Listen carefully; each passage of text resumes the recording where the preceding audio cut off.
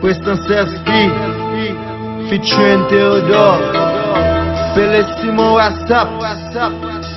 yon fucking Mojida is Winego.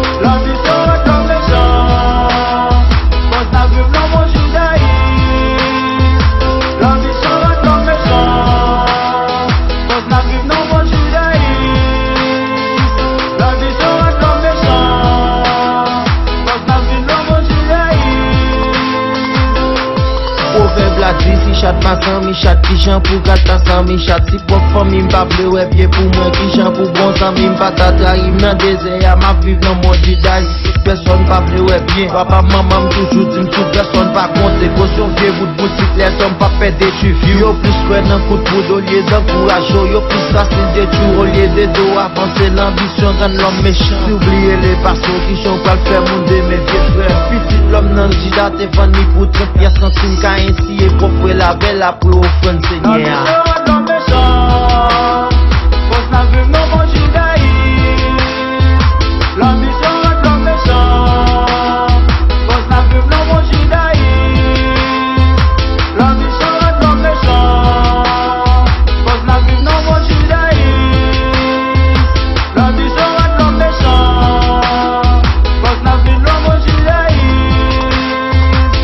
Service va chagrin m'oblige et écarter m'cose même ça qu'a fait m'cap chercher pour détruire pas migrant tout ici pour ça pour c'est Jida t'a trahi cause un bout de visa nèg la pas perdre tu vu nèg pas vrai nèg pour promotion travail sinon la des vieux pas sinon la go pas qu'à faire succès sinon la des vieux c'est silence monde en piège sinon action coup de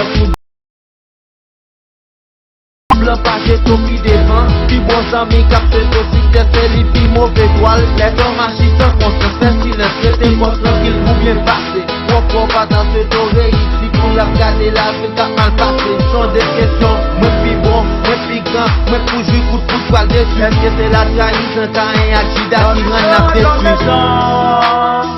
on s'en veut non bon judaïsme l'ambition est l'homme méchant.